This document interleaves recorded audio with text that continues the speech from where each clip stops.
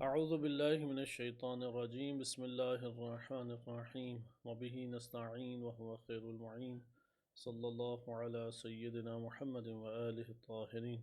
اللهم صل على محمد وعلى محمد.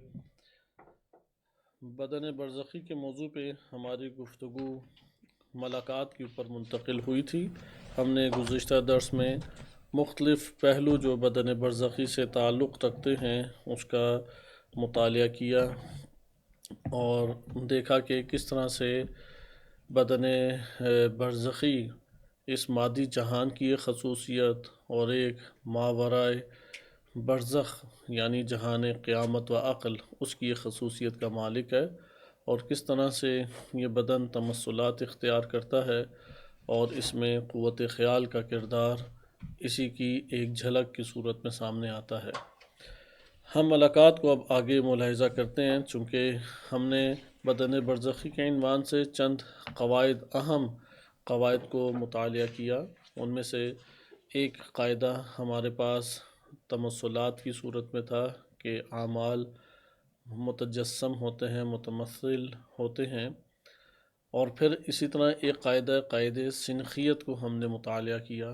انہی میں سے ایک قاعدہ بدن کی خصوصیات کے عنوان سے ہم نے دیکھا کہ بدن برزخی وہ فعل ہے اور فاعل نفس ہے، جبکہ بدن مادی وہ قابل ہے اور نفس مقبول ہے۔ دونوں کا الگ الگ تعلق ایک دوسرے سے قائم ہوتا ہے۔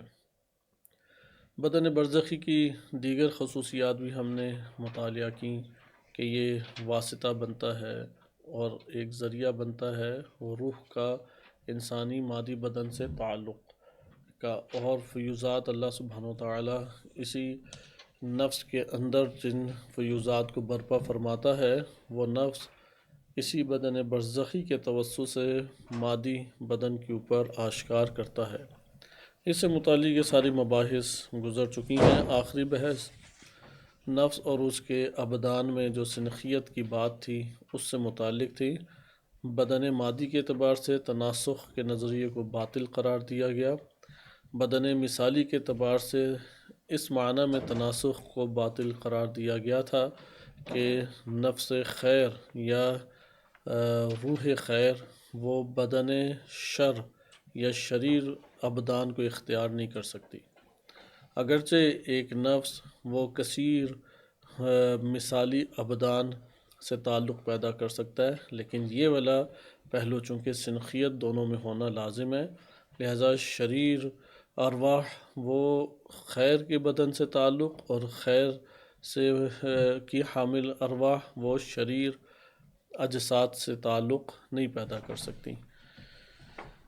ملاقات کی ہم نے پھر تعریف پڑھی، اور اسی میں احادیث تینت بہت اہمیت کی حامل احادیث ہیں، کئی پہلوؤں سے مطالعہ کی جاتی ہیں۔ ہم نے سنخیت کے باب سے پڑھا کہ ائمہ اطہار علیہ السلام کی چونکہ ارواح وہ ماورائے عرش یا تحت العرش ایک جوہر سے بنی ہے، لہذا اس سے جو بدن سنخیت رکھے گا وہ طینت اعلی علیین ہے۔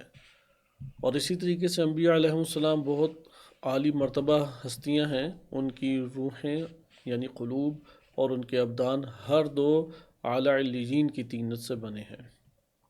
مومنین کی جو ارواح ہے وہ اعلی علیین کی مٹی سے ہیں، لیکن ان کے ابدان اس سے نیچے مٹی سے ہیں۔ اور پھر کفار کی جو روحیں ہیں وہ طینت سجین سے بنی ہے، جو جہنم کے ناموں میں سے ایک نام ہے، اور اسی طرح ان کے ابدان بھی اسی سے بنے۔ بعض اوقات ان دونوں طینتوں میں طینت علیین اور طینت سجین میں خلط ہو جاتا ہے اور اس کے آثار پھر انسانی نفوس پہ آشکار ہوتے ہیں۔ اس کو ہم گزشتہ درس میں مطالعہ کر چکے ہیں۔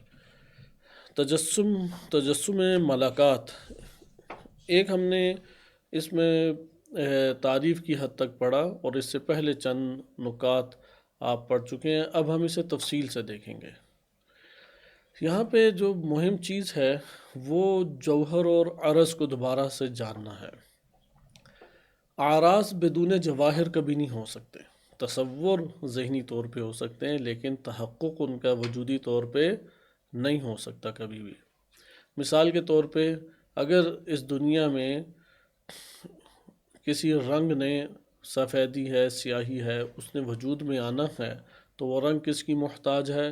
ایک جسم کی محتاج ہے، چاہے وہ ذرات کی شکل میں ہو، چاہے وہ پودے کی شکل میں ہو، پتھر کی شکل میں ہو، کسی بھی شکل میں ہو۔ رنگ جب اس وقت تک نہیں آ سکتا جب تک اس کے لیے ایک جسم مستقل نہیں ہوگا۔ وہ جو مستقل جسم ہے وہ جوہر کہلائے گا، اور جو اس مستقل جسم کا محتاج ہے وہ کیا کہلائے گا؟ عرض۔ اعراض فلسفہ اسلامی میں اور منطق اسلامی میں 9 چیزیں اعراض کے نام سے پہچانی جاتی ہیں، اور جوہر کے نام سے فقط 5 چیزیں ہیں۔ ابھی تک ان میں اضافہ نہیں ہو سکا، 2026 آ چکا ہے لیکن اضافہ ان میں نہیں ہو سکا۔ یعنی وہ ماہیت کہ جو اگر متحقق خارج میں ہونا چاہے، اس کائنات میں متحقق ہونا چاہے، واقع ہونا چاہے، اگر وہ کسی اور ماہیت کی محتاج ہو تحقق اور وقوع کے لیے، یہ عرض کہلائے گی۔ لیکن اگر وجود، تحقق اور وقوع کے لیے وہ محتاج کسی اور ماہیت کی نہ ہو تو اسے کیا کہیں گے؟ جوہر کہیں گے۔ یہ جوہر اور عرض یہ دونوں ایک دوسرے سے ٹکراتے ہیں، ایک جگہ قابل جمع نہیں ہے۔ یعنی جوہر کبھی عرض نہیں بن سکتا اور عرض کبھی بھی جوہر نہیں بن سکتا۔ اس کی اور بہت ساری مثالیں ہیں، چونکہ کیف اعراض میں سے ایک کیف ہے، کیفیات جسے آپ کہتے ہیں، کیفیات جسمانی ہیں، کیفیات نفسانی ہیں۔ اسی طریقے سے مقدار ہے، کمیت جسے کہتے ہیں، کہ علم میتھمیٹکس یا ریاضی اسی سے بحث کرتا ہے، کمیت سے۔ صحیح ہے؟ اب کمیت طاری ہوتی ہے، آپ دودھ کے بغیر کوئی کلو کا تصور کر سکتے ہیں؟ آپ شے کے بغیر، مثلا پانی کے بغیر لیٹر کا تصور کر سکتے ہیں؟ نہیں کیا کر سکتے، چونکہ مقدار ہمیشہ عارض ہے ایک جسم کے اوپر، اس لیے عوارض میں سے قرار پائے گی۔ وہ اپنے تحقق اور وقوع کے لیے، وجود کے لیے کائنات کے اندر کسی دوسرے جسم کی کیا ہے؟ محتاج۔ یہ آپ نے چند مثالیں دیکھی۔ کیف نفسانی جس طرح کہ خوشی ہے، غمی ہے، درد ہے، یہ سارے کے سارے نفس کے اوپر عارض اور طاری ہوتے ہیں۔ اگر نفس نہ ہو تو یہ کوئی وجود نہیں رکھیں گے۔ یہ نقطہ اگر آپ کے لیے واضح ہو گیا، چونکہ خلقت الہی، اللہ سبحانہ و تعالیٰ نے جو مخلوق خلق کی ہے وہ انہی 2 حصوں میں بنیادی طور پہ تقسیم ہوتی ہے، یا اس کا تعلق جواہر میں سے یا اعراض میں سے۔ اعراض کبھی بھی جواہر کے بغیر نہیں ہو سکتے۔ جوہر البتہ ہو سکتا ہے راز کے بغیر، جوہر نہیں جوہر مثلا دیکھیں، خارجی دنیا میں، خارجی دنیا میں ویسے تو لوازم بھی ایک نوع سے کہہ سکتے ہیں، ان لوازم کے بغیر جوہر بھی نہیں ہوتا کہ اس کی کوئی صفت نہ ہو، ایسا نہیں ہو سکتا۔ صحیح ہے؟ لیکن اعراض کا تحقق نہیں ہو سکتا، جوہر کا تحقق ہو سکتا ہے۔ جوہر کا تحقق ہو سکتا ہے عرض کے بغیر، لیکن اگر ہم عقلاً اس کو بہرحال مرحلے کے اعتبار سے لیں گے، ممکن ہے کہ مادی اجسام میں تلاش کرنا پڑے تو ہمیں کوئی جوہر ایسا نہ ملے جس پہ کوئی عرض طاری نہ ہو، لیکن وہ عرض کب طاری ہوا؟ پہلے جوہر متحقق ہوا، اس کے بعد عرض محتاج تھا کہ اس جوہر کا کہ اس کے ساتھ وہ تعلق پیدا کر لے۔ یہ پوری کی پوری مادی کائنات تو ہمارے سامنے اسی طرح سے ہے۔ نفس کی طرف آ جائے، جو مجردات کی دنیا، وہ بھی اسی طرح سے۔ مجردات میں بعض لوازم ہیں، بعض اس کے لیے اعراض ہیں۔ مثال کے طور پہ جیسے بھی میں نے عرض کیا، نفس مجرد ہے لیکن اس کے اوپر جو کیفیات طاری ہوتی ہیں غمی خوشی کی، وہ کیفیات کیا کہلائیں گی؟ اعراض کہلائیں گی۔ یعنی اعراض میں بھی اعراض 9 ہیں، 9 میں سے کوئی عرض تو ہوگا، اور وہ عرض کیف نفسانی ہے۔ بس آپ نے ملاحظہ کیا کہ عرض بدون جوہر نہیں ہوتا۔ یہاں پہ جو اصل ہماری بحث سے تعلق رکھتا ہے مسئلہ، تھوڑا علمی یہاں پہ پہلو زیادہ پایا جاتا ہے، آج بھی ہم احادیث کو زیادہ پڑھیں گے انشاءاللہ۔ سوال یہ انہوں نے کیا کہ آپ جو تشریح کر رہے ہیں تجسم اعمال کی، عمل جب انجام پا رہا ہے تو وہ نفس کے بغیر انجام نہیں پاتا، وہ نفس کے ساتھ عرض کا تعلق رکھتا ہے۔ صحیح ہے؟ نفس سے اعمال کا تعلق کیا ہے؟ اعراض کا تعلق ہے نا۔ ایک حالت کو وہ جب ایک فعل انسانی نفس انجام دیتا ہے تو اس فعل سے انسان کے وجود کے اوپر ایک حالت طاری ہوتی ہے. یہ جو حالت ہے یہ عرض ہوئی یا نہیں؟ لیکن آپ جو بتا رہے ہیں کہ بدن مثالی وہ تو جوہر ہے، تو کیسے عرض جوہر بن گیا؟ یہ تو عقلاً محال ہے، ناممکن ہے. یعنی آپ کے مقدار جو ہے وہ پانی بن گئی. یعنی پانی کی اپنی ذات ہے، لیٹر کی اپنی ذات ہے. لیٹر کبھی پانی تھوڑی بنے گا، بلکہ وجود میں آئے گا پانی، اس کی حدود سے لیٹر مشخص ہو جائے گا، اس کی مقدار سے لیٹر مشخص ہوگا، لیکن لیٹر تو نہیں پانی بنے گا نا. تو ادھر عمل کیسے بدن مثالی بن رہا ہے؟ عمل تو نہیں بدن مثالی بن سکتا قاعدتاً. صحیح ہے؟ عمل ایک اثر ڈالتا ہے، وہ اثر کس کے ساتھ قائم ہو جاتا ہے؟ آپ کے نفس کے ساتھ نا، نفس کے ساتھ. بالکل، میں نے پہلے بھی مثالیں دی تھی. ایک زور سے اگر ہمیں چھڑی مارتا ہے ہماری اسکن کے اوپر، اس کا جب نشان پڑ جاتا ہے تو وہ نشان کس سے قائم ہے؟ وہ ہمارے بدن سے ہے نا. تو یہ نشان جوہر ہوا یا عرض؟ عرض ہے. کیا ہوا پھر یہ نشان؟ یعنی عرض کسے کہتے ہیں ہم؟ جو کسی چیز کا محتاج ہو. محتاج تو ویسے پوری کائنات ہی ہے اللہ تعالیٰ کی. ادھر محتاج ہونے میں توجہ نہیں رکھنی، ادھر یہ توجہ رکھنی ہے کہ خارج میں اگر اس کو واقع کیا جائے، متحقق کیا جائے، وجود دیا جائے، تو وہ اپنے وجود میں آنے کے لیے کسی اور شے کا سہارا لینے کا محتاج ہے. تحقق نہیں ہو سکتا دوسرے کا سہارا لیے بغیر. یہ اسے کیا کہتے ہیں؟ عرض. جیسے لیٹر نہیں آ سکتا پانی کے بغیر. اب یہاں پہ جو نشان ہمارے اسکن کے اوپر پڑا ہے، یہ نشان اگر بدن نہ ہوتا پڑتا تو پھر کیا ہوا؟ یہ نشان، یہ عرض ہوا نا نشان. اور بدن کیا ہوا؟ وہ جوہر کہلائے گا. جسم جوہر کہلاتا ہے نا، اور اس کے اوپر پڑنے والا نشان. اسی طریقے سے آپ ہوا میں زور سے ایک تلوار چلاتے ہیں تو کوئی اثر برپا ہوا؟ چونکہ اثر کو برپا کرنے کے لیے کیا چاہیے؟ جسم چاہیے. جسم نہیں ہوگا تو کہاں اثر اس کا برپا ہوگا؟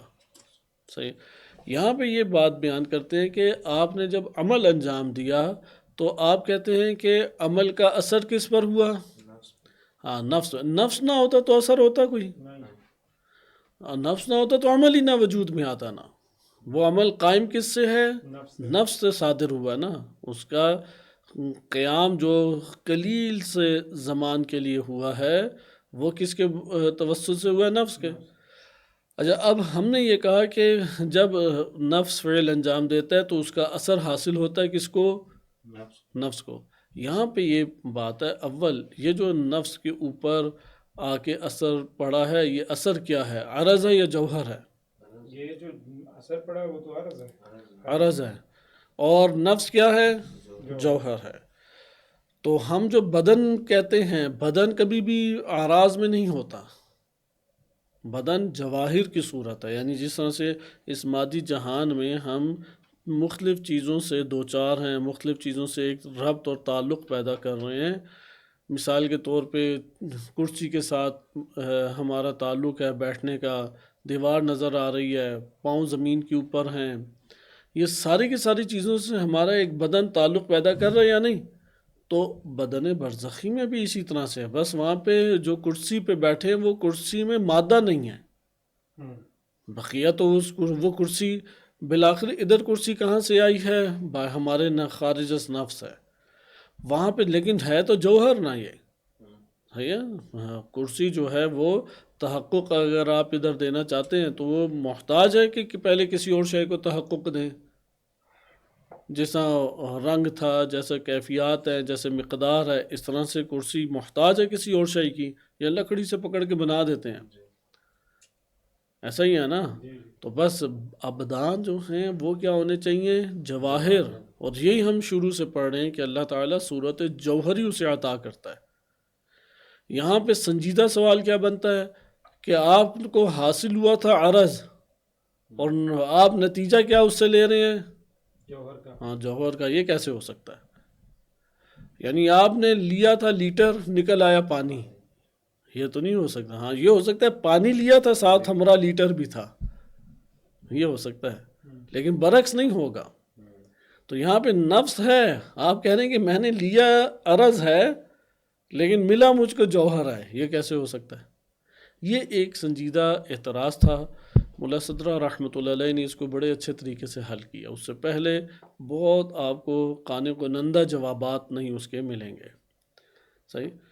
بعض نے آ کے یہ توجہ کی نہیں، جو عمل آپ انجام دیتے ہیں وہ اگرچہ معدوم ہو جاتا ہے لیکن نفس کو حاصل ہو جاتا ہے، وہی عمل جو معدوم ہوا ہے نفس کے لیے موجود ہو گیا ہے۔ تو یہاں پہ اعتراض کرنے والے کرتے ہیں یہ کیسے ہو سکتا ہے ایک شے معدوم وہ موجود ہو جائے؟ وہ تو معدوم ہو گئی نا، جب معدوم ہوگی تو باقی کیسے ہے وہ؟ پھر باقی تو تب ہوتا ہے جب وجود ہو۔ ایک طرف آپ کہہ رہے ہیں وہ عمل معدوم ہو گیا، دوسری طرف کہہ رہے ہیں نہیں وہ ابداً اب موجود ہے۔ یہ دونوں عدم اور وجود تو ایک دوسرے سے کبھی بھی نہیں جڑ سکتے، لہٰذا یہ دوسری توجہ بھی کیا ہے؟ بالبداہہ باطل ہے۔ یہاں پہ جو ملا صدرہ رحمۃ اللہ علیہ نے بدن مثالی کی تشریح کی ہے، بدن مثالی جواہر میں سے ہے۔ ہاں بلا شک و شبہ جواہر جب وجود میں آتے ہیں ان کے ساتھ اعراض ہوتے ہیں، وہ ایک الگ چیز ہے، ان کے ساتھ رنگ ہے، شکل و شمائل ہے، مقدار ہے، یہ ایک الگ چیز ہے، لیکن ہمیں اعراض نہیں کیا عطا ہو رہے ہیں؟ جواہر۔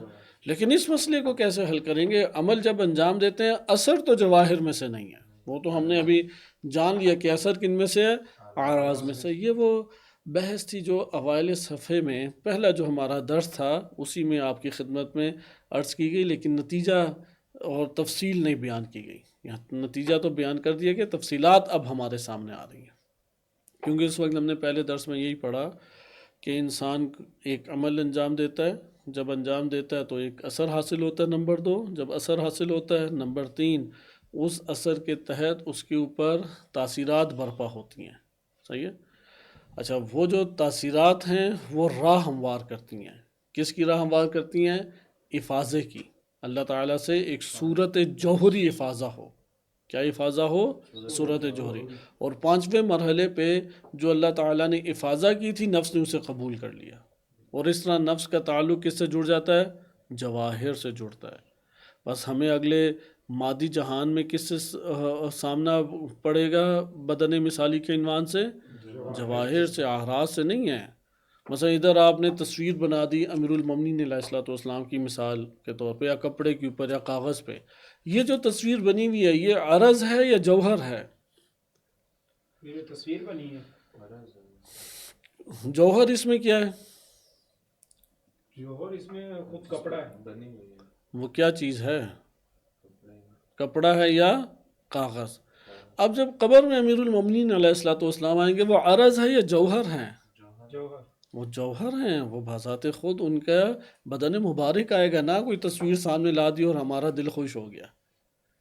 وہ امیر المومنین علیہ الصلوۃ والسلام ہی ہیں، وہ کاغذ تھوڑی ہے، وہ خالی رنگ بھر کے تو نہیں کوئی چیز دل لبھانے کے لیے لائی گئی، بلکہ خود امیر المومنین علیہ الصلوۃ والسلام ہی تشریف لائیں گے۔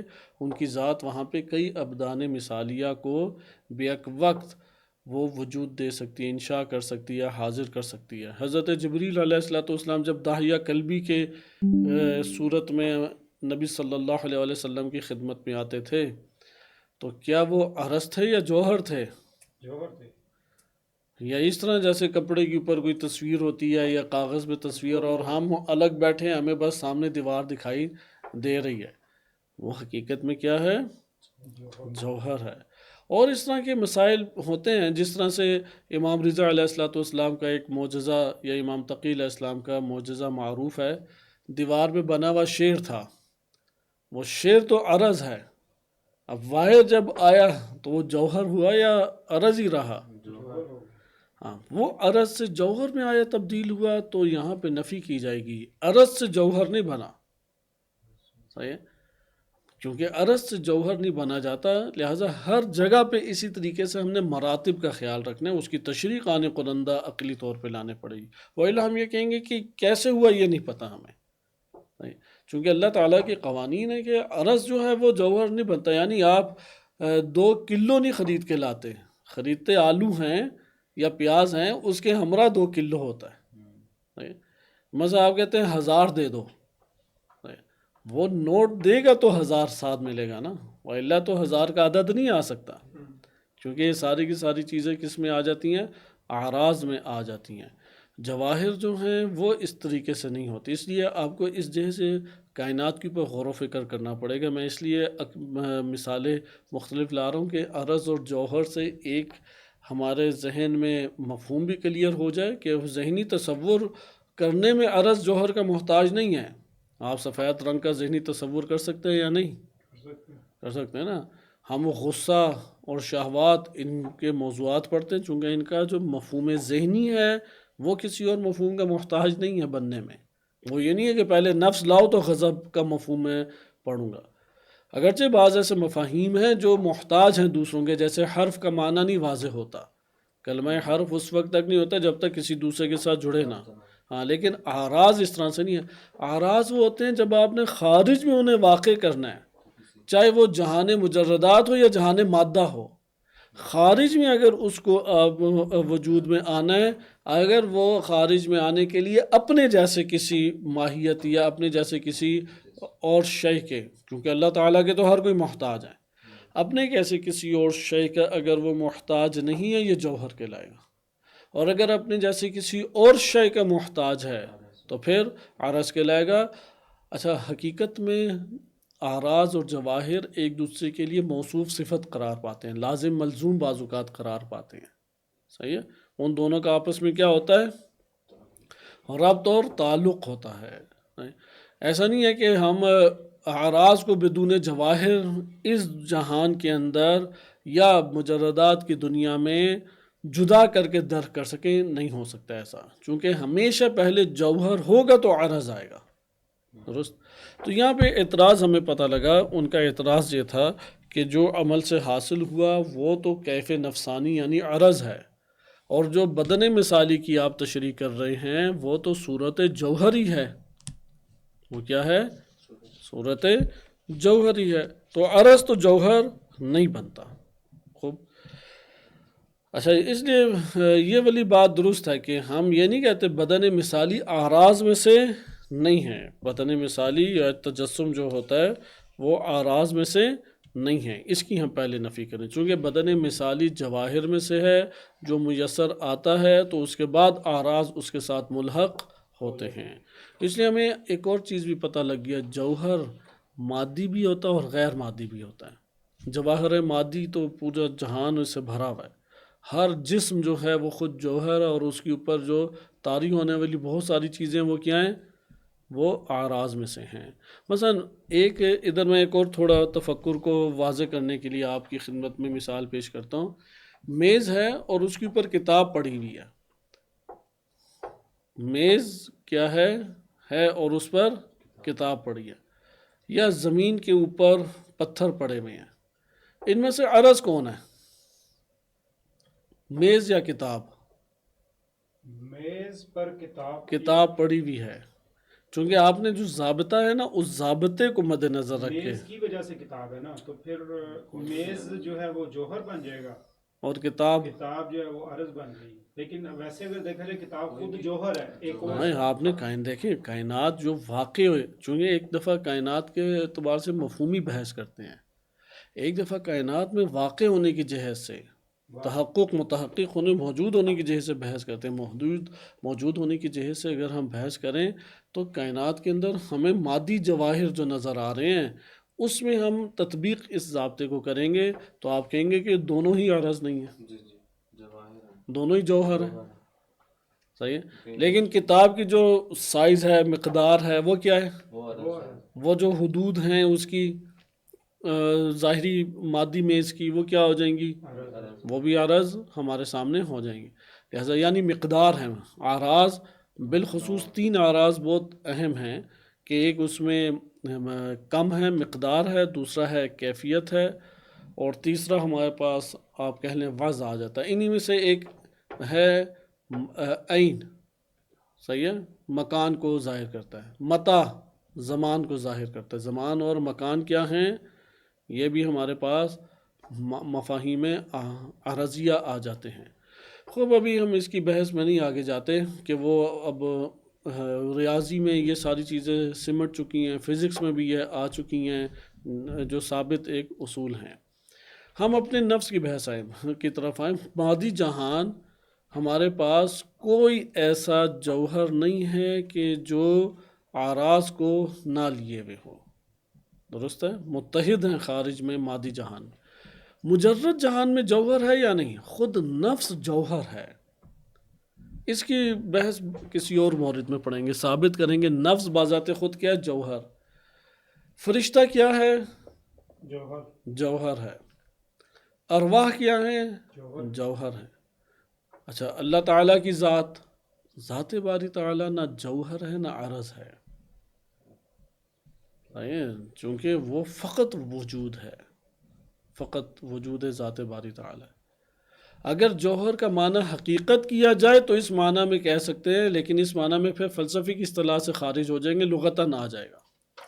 لیکن فلسفی اصطلاح میں جو ہم پڑھ رہے ہیں، منطقی فلسفی یا ریاضی میں بھی یہ اصطلاحات چلتی ہیں، اس کے مطابق اللہ سبحانہ وتعالیٰ نہ جوہر ہے نہ عرض ہے اللہ تعالیٰ کی ذات، چونکہ وہ متحقق نہیں ہو رہا، وہ تو ازلی ہے، ہمیشہ سے متحقق ہے. اس کے اوپر کوئی چیز آگے طاری نہیں کی جا سکتی کہ ہم کہیں کہ یہ عرض ہے. اس کی ذات ہمیشہ ہے، دائمی ہے. لہٰذا ماہیت دو حصوں میں تقسیم ہوتی ہے، وجودات ممکنہ. اس لیے مخلوقات دو حصوں میں تقسیم ہوتی ہیں، جوہر ہے یا عرض ہے، خالق نہیں. یہ اب کیوں، اس کو انشاءاللہ کسی مورد میں بعد میں پڑھیں گے. وجود جو ہے وجود جوہر اور وجود عرض ہوگا، لیکن اللہ سبحانہ وتعالی وہ مستغنی ہے، وہ مرکب اس طرح سے ہے ہی نہیں. اس کے ساتھ جو صفات بھی ہیں وہ صفات اعراض کی صورت میں نہیں ہیں، نفس کے لیے اعراض کی صورت میں. یہی علم عرفان آگے جا کے بیان کرتا ہے. حتیٰ کہ علم، ہمارے پاس جب علم آتا ہے تو نفس پہ ایک اثر آتا ہے یا نہیں؟ وہ کیا ہے اثر؟ وہ اثر نہیں علم دیکھیں جب آپ پڑھتے ہیں تو کس کے اوپر یہ چھپتا ہے؟ علم نفس پہ. اب یہ ایک اور فلسفے کی بحث ہے. ملا صدرہ رحمۃ اللہ علیہ سے پہلے سارے اسے اعراض میں شامل کرتے تھے، چونکہ علم آتا ہے تو نفس کے اوپر ہی آتا ہے نا. کوئی بھی صورت بنتی ہے تو کس پہ بنتی ہے؟ وہ انہوں نے پھر اس کو الگ سے وجود ذہنی کے عنوان سے اس کی بحث بھی کی ہے، اور پھر علم کو وجودی دنیا میں داخل کرنے کے دلائل انہوں نے دیے ہیں. لیکن علم کو ہم جانتے ہیں کہ علم بالآخر ایک مرتبہ پہلے مرحلے پہ اثر انداز ہوتا ہے ہمارے وجود پہ. جب بھی ہمارے نفس کسی اثر کو لے رہا ہے یہ کیف میں آ جائے گا، یہ عرض میں آ جائے گا. اللہ سبحانہ وتعالیٰ کے علم میں اسی طرح سے علم عرفان فرق کرتا ہے. اللہ تعالیٰ کا علم فعلی ہے اور مخلوق کا علم انفعالی ہے. انفعالی یعنی وہ اثر گزار ہے، اس کے اوپر جہالت کو دور کرتا آ کے. اللہ تعالیٰ کا علم، جہالت اس کی ذات میں تھی ہی نہیں کہ دور ہو.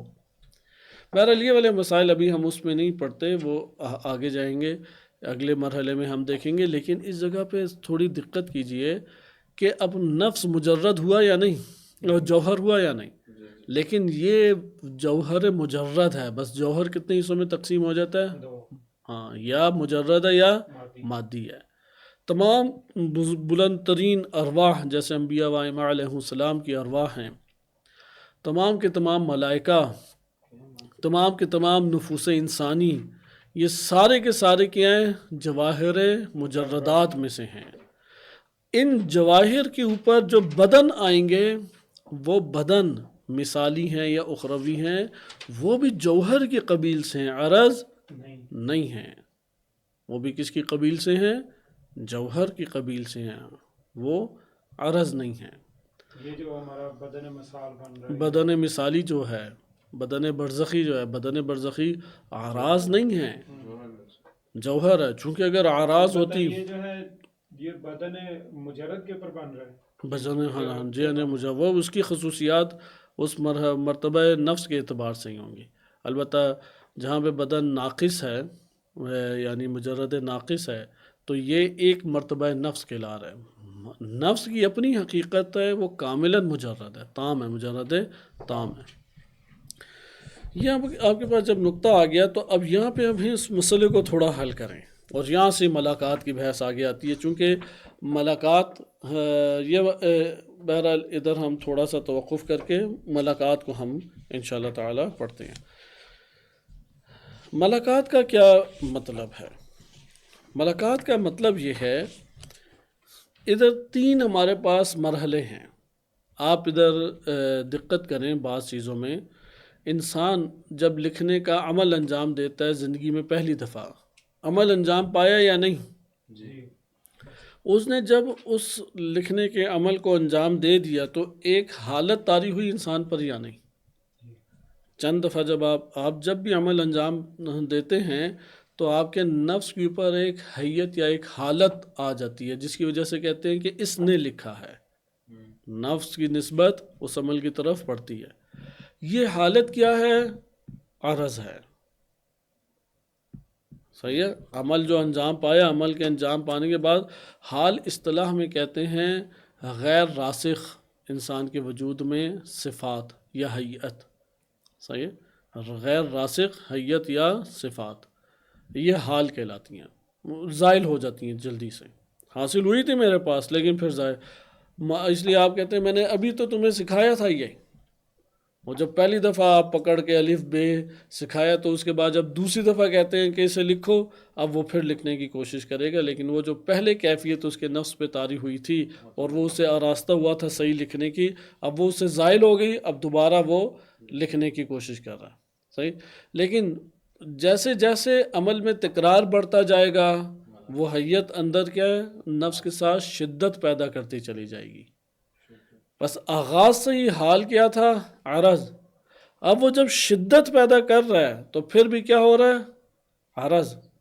لیکن پہلے راسخ نہیں تھا، اب یہ آراز اندر صحیح طریقے سے دھنس گیا، اس کے نفس کے ساتھ گہرا تعلق پیدا کر گیا. یہاں پہ پھر ایک مرتبہ آتا ہے، یہ مرحلہ اگر سب سے آخری مرحلہ ہے کہ اتنا اس نے تکرار کیا، اتنا تکرار کیا، اس کی ذات اور وہ اثر ایک ہی ہو گیا کاملاً. بعض اوقات ہوتا ہے نا کہ اصلاً وہ جدا ہی نہیں ہو سکتے، یعنی اس کا نفس وہ ملکہ بن گیا. یہ ہے برے ملکات میں سمن بکمن عمی فہم لا یرجعون، یعنی وہ ایک نو کاملاً برے ملکات اس کی ذات بن گئی ہے، یا ادھر اچھے ملکات اس کی ذات بن گئی ہے. اب اس کا ہم ایک اور مثال کے ساتھ سمجھنے کی کوشش کر سکتے ہیں. سفید کپڑا ہے، اس کے اوپر ایک دفعہ ایک داغ لگ گیا ایک شے کا، صحیح، ایک رنگ گرا تو اس کے اوپر اس رنگ نے اثر چھوڑا، لیکن آپ فوراً ہٹائیں تو وہ ہٹ جائے گا یا نہیں؟ لیکن وہ مسلسل گرتا ہے، ایک مدت گرتا ہے، جتنی دفعہ گر رہا ہے جذب ہو رہا ہے یا نہیں؟ ایک وقت آتا ہے کہ وہ اتنا جذب ہو چکا ہے کہ اگر کوئی زائل کرنا بھی جائے تو وہ داغ زائل نہیں ہوتا. بس اس سے ہمیں یہ پتہ لگا کہ وہ جو پہلی دفعہ گرا تھا اور زائل ہو سکتا تھا فوراً زائل ہونا لفظ، اس کو یاد رکھنا. چونکہ ملاقات کی بھی ہم 2 قسمیں پڑھ چکے ہیں کہ راسخ ہوتے ہیں ملاقات، لیکن ایک ہیں کہ جو زوال ہو سکتا ہے ایک مدت بعد، ایک مرحلے کے بعد. لیکن بعض ملاقات اتنے راسخ ہوتے ہیں کبھی بھی وہ زائل نہیں ہوتی، چونکہ اب ذات ہی بن گئے ایک نو. یہاں پہ آپ نے دیکھا کہ وہ جو فوراً زائل ہو جائے اس کو کہتے ہیں حال. حتیٰ کہ عرفان عملی میں بھی حال اور مقام میں یہی فرق ہے. حال انسان پہ عارضی طاری ہونے والی کیفیت کو کہتے ہیں، ہے ہی وہ کیف، یعنی ہے ہی عرض. حال کسے کہتے ہیں؟ طاری ہونے والی عارضی کیفیت. اسے نوٹ کر لیں، طاری ہونے والی عارضی کیفیت کو حال سے تعبیر کیا جاتا ہے جو تیزی کے ساتھ زائل ہو جاتی ہے، تیزی کے ساتھ زائل ہو جاتی ہے. اچھا، اگر وہ تکرار ہو کے شدید ہو جائے تو پھر وہی حال کیا کہلاتا ہے؟ جب راسخ حال ہو جائے تو ملکہ نام دے دیتے ہیں. اسے کیا نام دے دیتے ہیں؟ ملکہ. واضح بات. اگر وہی حال تکرار ہوتا رہے تو حال کس میں منتقل ہو جاتا ہے؟ راسخ ہونے. جتنی دفعہ تکرار ہوگا اتنا نفس کے اندر وہ جذب ہوگا یا نہیں؟ نفس میں راسخ ہوگا یا نہیں؟ جتنا راسخ ہوتا چلا جاتا ہے تو پھر کیا کہلاتا ہے؟ راسخ ہونے کے بعد ملکہ کہلاتا ہے. ابھی ہم اس جگہ تک پہنچے، آگے والی باتیں انشاءاللہ تعالیٰ اسے دیکھیں گے کہ اس کو ہم ملکہ کی صورت کو ہم حل کرنے کی کوشش. بس ملکہ اس تشریح کے مطابق اعراض راسخہ میں سے ہو جائے گا. صحیح ہے، وہ اعراض جو انتہائی رسوخ پیدا کر گئے نفس میں۔ یہ جب ہمارے لیے بات واضح ہو گئی کہ یہ نفس میں ہونے والی وہ صفات ہیں کہ جو بہت راسخ ہو جائیں ملکات، اور آسانی سے وہ زائل نہ ہوں یا ان کا زائل ہونا اس سے دور ہونا یا زائل ہونا مشکل ہو جائے، تو یہاں پہ ذات اور اس کا گہرا تعلق پیدا ہو جاتا ہے۔ وہ ذات کے ساتھ کیا ہو جاتے ہیں؟ لازمہ لا ينفق بن جاتا ہے، یعنی متحد ہو جاتا ہے۔ یہ جو اتحاد ہے یہ بھی ہمارے لیے غور و فکر کا حامل ہے۔ بعض اوقات اتحاد اس سطح کا پہنچتا ہے کہ وہ نفس کے اندر اتنا راسخ ہو گیا، اتنا راسخ ہو گیا، عین نفس بن گیا، عین نفس بن گیا۔ یہاں پر تو وہ ملکہ اب عرض کی گویا کی کیفیت نہ رہی، وہ عرض ایک وجود کے اندر وجود نے اسے پکڑ لیا۔ لیکن جب تک وہ حالت عرض میں رہتا ہے، حالت عرض میں ہے ملکہ لیکن حالت عرض میں ہی رہا، یہاں پہ زائل ہو سکتا ہے۔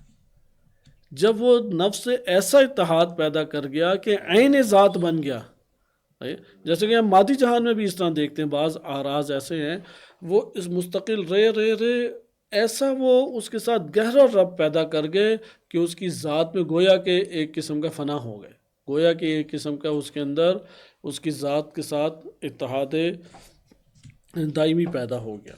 تو یہاں پہ آپ یہ کہہ سکتے ہیں کہ وہ ملکہ عین جوہر بن گیا، اور جو جوہر ہے وہ عین ملکہ بن گیا۔ صحیح، یہ آخری مرتبہ ہے۔ البتہ اس مرحلے کو کیا عقلی دلائل سے ہم قبول کر سکتے ہیں یا نہیں، اس کو کسی حد تک ہم آگے دیکھیں گے۔ ہم اس سے پہلے والے کو ہی دیکھیں، بس ایک فعل آیا، اب ترتیب دیکھیں۔ فعل اور عمل ہم نے انجام دیا، تکرار نہیں اس کے اوپر ہوا تھا۔ عمل جب انجام دیا تو کیا بن گئی؟ وہ کیا کہلایا؟ ایک حالت کو اس نے نفس پہ چھوڑا، طاری کیا۔ وہ حالت زائل ہو سکتی ہے۔ مثال کے طور پہ میں سمجھانے کے لیے اب چند مثالیں دیتا ہوں، چونکہ یہ عرفان عملی سے بھی تعلق رکھتا ہے۔ انسان کو سب سے پہلے حال کے پیچھے جانا چاہیے۔ آج بھی سید علی قاضی طباطبائی رحمۃ اللہ علیہ کے حوالے سے میں کتاب پڑھ رہا تھا، تو اس میں انہوں نے جو اپنے شاگردوں کو عملی دستورات دیے ہیں ان میں سے ایک یہی ہے، صرف ایک ہی جگہ پہ ہمیشہ نماز نہ پڑھو، جہاں پہ حال طاری ہو ان جگہوں پہ جا کے نماز پڑھو۔ ایک جگہ بس سب تھک گئے ہو، بوریت ہے، اب کوئی اندر حالت نہیں پیدا ہو رہی، اگر حالت پیدا نہیں ہو رہی وہ عبادت اور ذکر فائدہ نہیں دیتا۔ ثواب مل جاتا ہے لیکن نفس کے اندر تاثیر نہیں پیدا کر رہا۔ تاثیر کا آغاز ہمیشہ کہاں سے ہوتا ہے؟ حال سے ہوتا ہے۔ اگر وہ حالت دائمی حاصل ہو جائے یہ مقام کہلاتا ہے۔ مقامات، پھر مقامات انسانی بلند ہیں۔ اچھا، احوال انبیاء و ائمہ علیہ السلام کے لیے بھی احوال ہیں، بعض چیزیں اور بعض چیزیں مقامات ہیں۔ جو سیر و سلوک کے لیے یا اعمال کے لیے آگے بڑھتا ہے وہ سب سے پہلے کس کی تلاش میں نکلے گا؟ حال کی۔ مثلا ہم نے مصائب امام حسین علیہ السلام پہ گریہ کرنا ہے، اب فقط مجلس میں چلے جانا کافی نہیں ہے، ایسی مجلس کا انتخاب کریں جو ایک حالت طاری کرے۔ صحیح ہے، ایسے مجمع کا حصہ بنیں کہ جو حالت طاری کرے، ایسے اوقات میں جائیں کہ جو انسان کے اوپر حالت طاری کرے، یہ انتخاب سب سے اچھا ہے۔ اگر ٹکراؤ ہو جائے، کیونکہ بعض چیزیں ایسی ہیں کہ جس میں دین اسلام نے آ کے ہمیں پابند کیا ہے ٹائم ٹیبل کے اعتبار سے، مثلا سید علی قاضی طباطبائی رحمۃ اللہ علیہ بیان فرماتے ہیں، اور بہت یہ اہم ہمارے لیے نکتہ ہے کہ رات کے ٹائم قبرستان نہ جائیں۔ قبرستان نہ دن کے ٹائم ظہر کے بعد جائیں نہ رات کے ٹائم جائیں۔ سب سے بہترین ٹائم ہے بین طلوعین، فجر کے آغاز سے فجر قضا ہونے سے پہلے، یہ انسان کے اوپر تاثیر گزار ہے۔ قبرستان میں جائیں، اور قبرستان میں جس قبر پہ بھی جائیں فاتحہ پڑھ لی، یعنی اللہ کی بارگاہ میں عبادت انجام دے، سورہ فاتحہ اور 3 قل پڑھے، اللہ تعالیٰ اس تلاوت کو قبول فرمائے، اس کا ثواب ایصال کریں یا ہدیہ کریں اللہ کی بارگاہ میں، پھر خاموش ہو کے بیٹھ جائیں۔ سکوت سب سے بڑی ادھر چیز ہے، بالکل تنہائی میں جائیں، اکیلے جائیں، سکوت طاری کریں اور غور کریں کہ قبر کے اندر کیا ہولناکیاں ہیں، قبر کے اندر کیا زندگی ہے، مردوں کی کیا صورتحال ہے۔ یہ امام علی علیہ السلام کی روایات میں بھی ہے۔ اچھا یہ ایک حالت طاری کرے گی اس ٹائم ٹیبل. اگر حال اور ٹائم ٹیبل کا آپس میں ٹکراؤ اول نہیں ہونا چاہیے، لیکن حال کے پیچھے ضرور ہمیں قدم بڑھانے چاہیے. صحیح ہے، جو حالت اندر ایک طاری کرے، کیفیت طاری کرے. مثلا ایسی جگہ دعا پڑھیں جو حال طاری کرے، بے شک 4 بندے ادھر آتے ہوں. مثلا میں فلاں جگہ جاتا ہوں، مجمع میں 1000-2000 آئے ہوئے ہیں افراد، لیکن وہاں پہ اتنا رش ہوتا ہے اور پھر ادھر بندہ جا رہا ہے ادھر جا رہا ہے، وہ حالت ہی نہیں کوئی طاری ہونے دیتا. تو اس میں انسان پھر انتخاب کرے جہاں پہ اس چیزوں سے انسان دوچار نہ ہو. اس لیے حال کی اپنی اہمیت ہے. اور یہی حالت بعض اوقات خوف کی حالت طاری ہوتی ہے، بعض اوقات ابتہاج اور خوشی کی حالت طاری ہوتی ہے، بعض اوقات غم کی حالت کا انسان محتاج ہوتا ہے، بعض اوقات معنویت کی حالت طاری کرنے کی طرف قدم بڑھاتا ہے. شخصیات سے بھی رابطہ اسی طریقے سے ہے. وہ دوست جو اللہ کے ذکر کو ایسی یاد دلاتے ہیں کہ کوئی نہ کوئی حد تک حالت طاری ہوتی ہے، ان کی محافل کو اختیار کرے. چونکہ رزق کا ذمہ اللہ تعالیٰ نے لیا ہوا ہے، وہ پریشانی کی چیز نہیں ہے. یہ پریشانی کی چیز ہے کہ اس نے قدم کہاں بڑھایا، یہ مہم ہے. وہ تو عطا ہو جائے گا، جیسے ہم سب بھی پلے بڑھے ہیں، پتہ ہی نہیں لگا کیا کب کھایا اور کیسے ہم نے گزارا کیا. وہ خدا کی ذات انسان کو اس دنیا میں عطا کرتی ہے. لہٰذا یہاں پہ اب حال سے آپ کو پتہ لگا کہ ہر عمل کیا ہے، ایک حالت ضرور طاری کرتا ہے. اعمال کی دنیا میں بھی کس کے پیچھے جانا چاہیے؟ جو حالت طاری کر دے. فارسی میں تو محاورتاً بھی یہ کلمہ استعمال ہوتا ہے. خوب، حال کب راسخ ہوتا ہے؟ تکرار کے ذریعے سے. حال کب راسخ ہوگا؟ تکرار. ہاں، تکرار کے ذریعے سے حال راسخ ہو جائے تو یہ ملکہ کہلاتا ہے. پھر ملکہ بن جانا کافی نہیں ہے، ملکہ کے پھر اپنے اس کا مطلب ہے مراتب ہیں. بس حال تکرار ہو کے ملکہ بنتا ہے، اور یہ ملکہ تکرار ہو کے انسان کے ذات کے ساتھ متحد ہو جاتا ہے. حال نفس پہ طاری ہونے والا ایک کیف نفسانی ہے. یہ کیف نفسانی تکرار کے ذریعے سے شدید ہو جاتا ہے اور راسخ ہو جاتا ہے نفس میں. لیکن ایک دفعہ ایسی صورت یا سطح آتی ہے کہ وہ نفس کے ساتھ کیا اب متحد ہو گیا ہے، عین نفس بن گیا. جب عین نفس بن جائے تو یہ جدا کبھی نہیں، ادھر جدائی کا سوال ہی نہیں پیدا ہو سکتا. ہم سابقہ دروس میں بھی یہ ملاقات کے اعتبار سے 2 قسمیں پڑھ چکے ہیں. ملاقات راسخ انسان میں صفات اوصاف ہیں، لیکن بعض زائل ہو سکتے ہیں اور بعض زائل نہیں ہو سکتے. لیکن آج ہمیں یہ پتہ لگا کون سے زائل نہیں ہو سکتے؟ نفس کے ساتھ متحد ہو گئے ہیں، عین ذات بن گئے، اور ذات عین ملکہ بن گئی ہے. خوب، ان کا تو معاملہ ہی ایک نو آپ کہہ سمجھ لیں کہ جدا ہے. اس مسئلے کو اب ہم حل کیسے کریں؟ اس مسئلے کا حل دیکھیں اس طریقے سے بنتا ہے کہ ہم نے یہ نہیں پڑھا ابھی تک، اور نہ یہ ابھی تک ہم نے اپنے مباحث میں کہیں کہا ہے کہ وہ اثر عرض ہوتے ہوئے جوہر بن گیا. یہ تو ہم نے ابھی تک نہیں پڑھا نا، کہ وہ اثر جو پڑا عمل کے ذریعے سے نفس میں. لہٰذا جب بھی انسان عمل انجام دیتا ہے، ایسا نہیں ہے کہ عرض جوہر بن رہا ہے ادھر کانٹا لگا دیں، یہ تشریح باطل ہے. عمل انجام دیا، عمل کے ذریعے سے عرض حاصل ہوا اور عرض جوہر بن گیا، یہ تشریح باطل ہے. یہ تشریح بھی باطل ہے. عمل انجام دیا جو معدوم ہو گیا لیکن وہی ابدی وجود میں پا گیا، یہ تشریح بھی باطل ہے. چونکہ معدوم چیز لوٹ کے دوبارہ نہیں آ سکتی، وجود اور عدم کبھی بھی جمع نہیں ہو سکتے. تشریح کیا ہے؟ اثر کا حاصل ہونا. عمل انجام پایا ہے. عمل اور اثر عمل 2 الگ چیزیں ہیں. عمل ایک چیز ہے اور اس کا اثر ایک چیز ہے. نفس کو جو حاصل ہوتا ہے وہ کیا ہے؟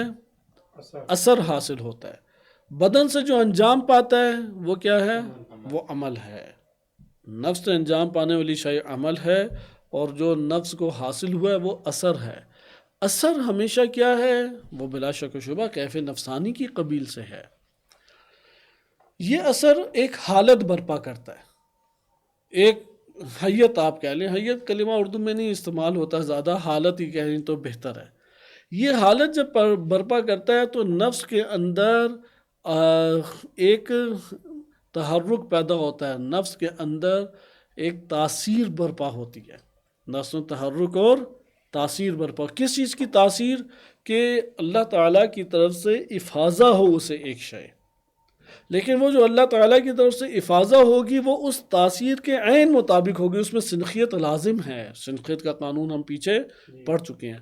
بس اثر جو ہے یہاں پر جوہر نہیں بن رہا، بلکہ وہ اثر آ کے قبولیت کی راہ ہموار کر رہا ہے کہ اس کو ایک جوہر سے تعلق پیدا کر دیا جائے.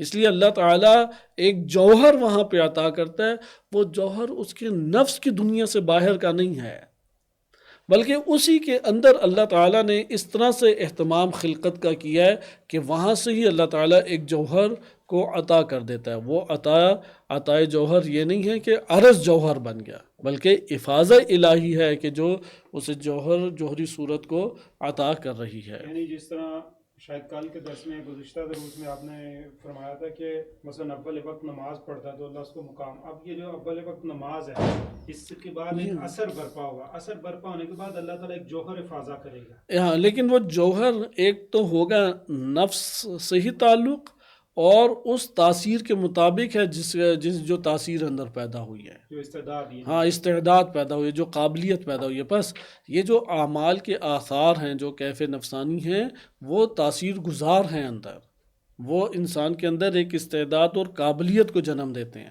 بعض اوقات تاثیر کا انسان کو اندازہ نہیں ہوتا، یہ کیسے پتہ لگتا ہے کہ ہمارے اندر ایک جو ہے نا تاثیر برپا ہوگی؟ یہ تو کائنات پہ غور و فکر کرنے سے، یہ چیزیں تو اتنی تیزی سے ہو رہی ہیں کہ جو غور و فکر نہیں اپنے نفس پہ کرتا اسے کبھی نہیں معلوم ہوگا. اس طرح کائنات میں بھی ہے. اب کائنات میں یہ تھوڑی ہے کہ وہ جو پانی کی ہم نے چھینٹیں ڈالی تھی، اب نمی بدون پانی نہیں ہوتی. ہم کہ میں نے تو پانی نہیں ڈالا تھا لیکن پانی سے اسے نمی پہنچ رہی ہے ہلکی ہلکی. صحیح، یہ جو نمی پہنچ رہی ہے وہ اس شے کپڑے کے اندر ایک تاثیر برپا کر رہی ہے. وہ کسی کی تاثیر ہے کہ یہ اس کے اندر انڈے جنم لے لیں ایک کیڑے کے. اب وہ جو کیڑے کے انڈے کا جنم لینا ہے وہ اللہ تعالیٰ نے جوہر عطا کیا اس جگہ پر.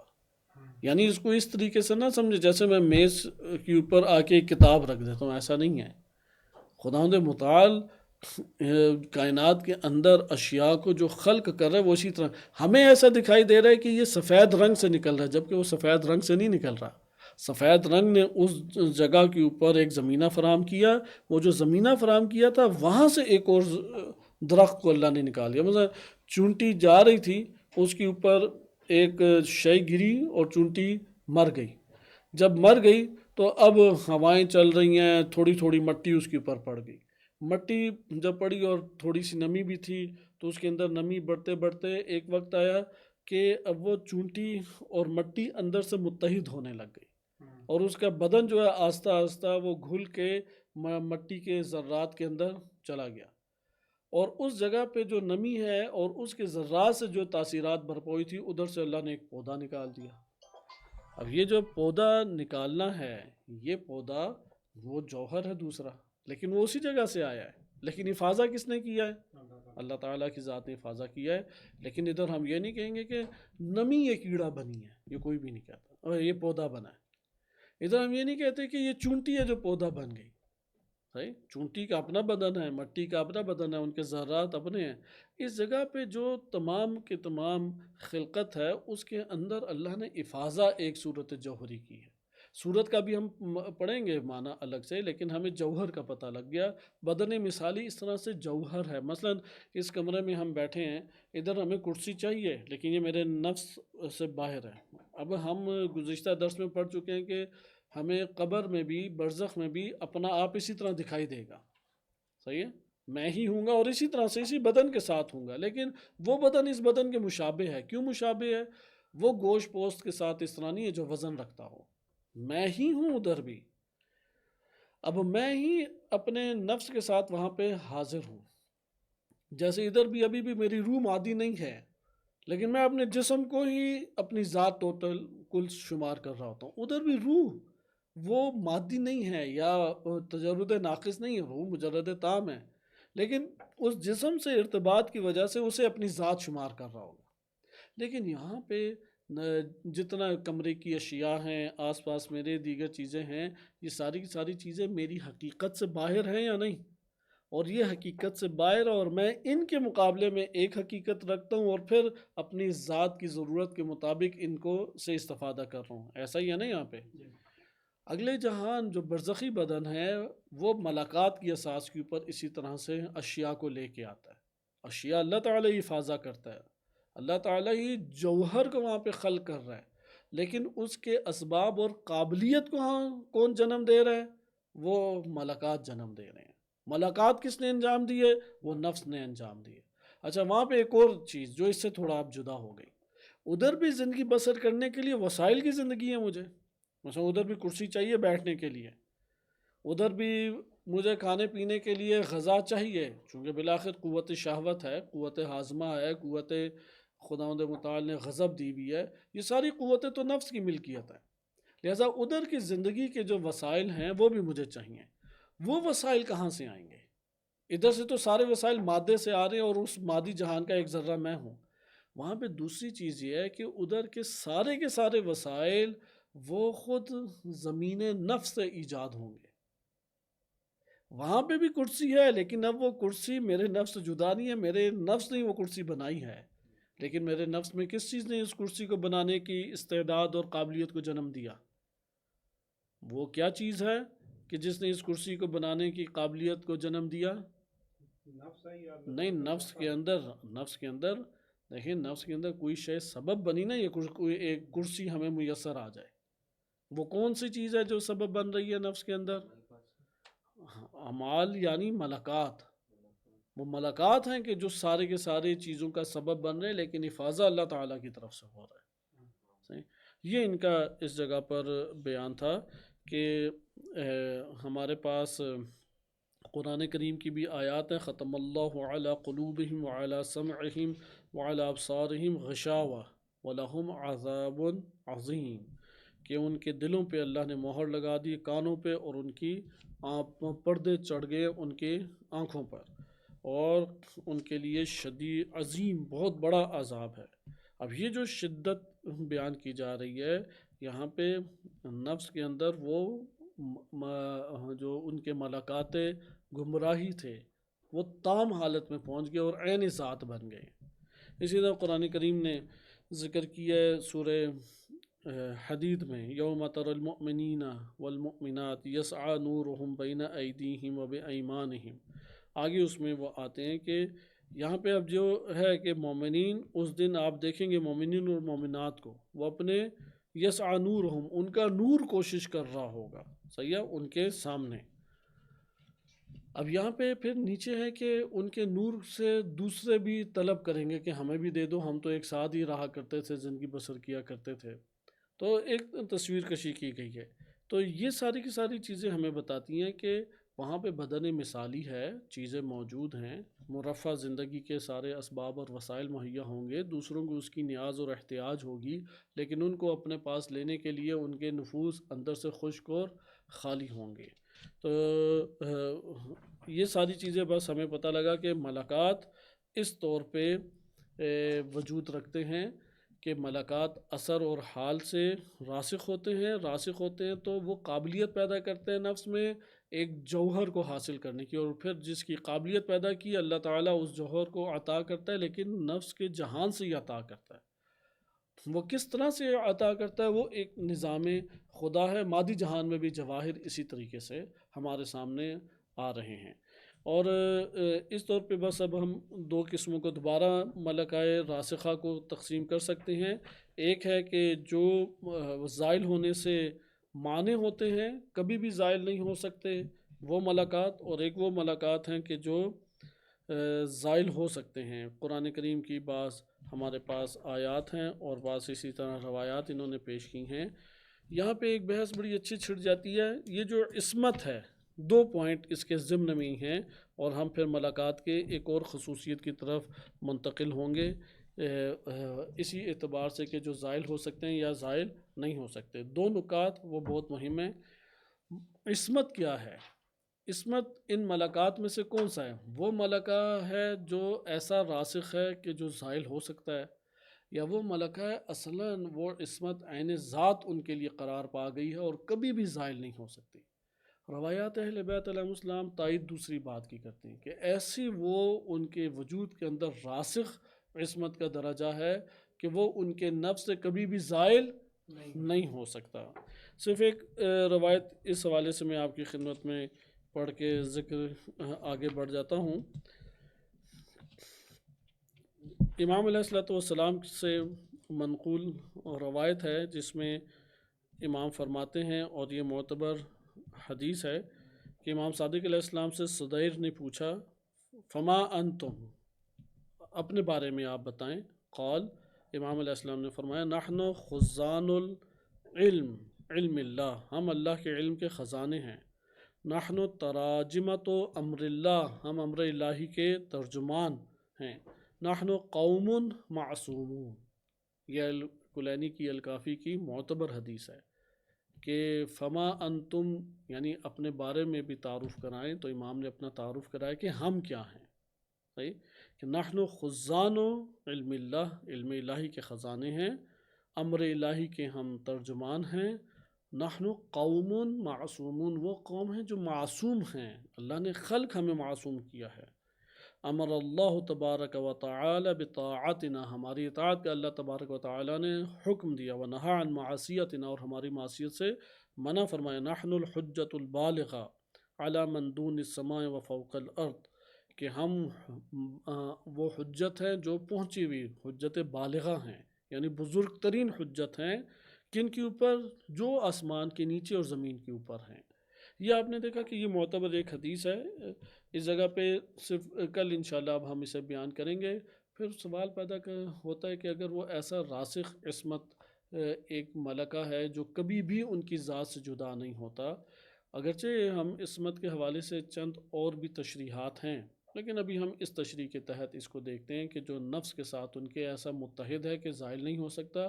تو پھر حضرت آدم علیہ السلام کا پھل کھانا، حضرت یونس علیہ السلام کا مچھلی کے پیٹ میں جانا، اور قرآن کی آیت وَلَا تَكُنْ كَصَاحِبِ الْحُوتِ، کہ صاحب حوت مچھلی والے کی طرح نہ ہو جانا، یہ کیا ہے؟ تو اس کے جواب میں کہتے ہیں وہ ترک اولا ہے، نہ کہ عصمت کے خلاف ہے، کیونکہ عصمت کے بھی پھر اپنے مدارج ہیں. تو کل انشاءاللہ تعالی ہم اس کو پڑھیں گے کہ کیا روایات ہیں. ایک روایت ہم نے پڑھ لی اور کل اس مسئلے کو بھی حل کریں گے. سب انسانوں کی آیا حقیقت ایک ہے؟ تو جیسے ہم ہیں ویسے ہی اہل بیت علیہ السلام ہیں و انبیاء علیہ السلام ہیں. تو انشاءاللہ کل یہ بات آئے گی کہ نفس انسانی اور نفس انسانی قدسی، ان دو میں فرق ہے. صحیح ہے، ہم نفس انسانی ہیں فقط، لیکن وہ ہستیاں کیا ہیں؟ نفوس قدسیہ ہیں. قدسیہ یعنی یہ جو معصوم ہیں، عصمت ایسی راسخ ہے کہ ان سے جدا نہیں ہو سکتی. اس لیے یہ کہنا کہ یہ سارے ہم جیسے ہیں اور ہم سب ایک ہی ہیں اندر سے، نہیں. وہ جو جسم کے اعتبار سے تشابہ ہے اسے کہتے ہیں بشر، بشر ہونے کے اعتبار سے ایک جیسے ہیں، انا بشر مثلکم. لیکن حقیقت کے اعتبار سے یہ نفوس قدسیہ ہیں. صحیح ہے. اور جبکہ بقیہ انسان وہ غیر معصوم ہیں، وہ نفوس قدسیہ نہیں کہلاتی. اور انشاءاللہ اس کے بعد ملاقات کا ہم اگلے مرحلے کو مطالعہ کریں گے. صلی اللہ علیہ سیدنا محمد و آلہ الطاہرین.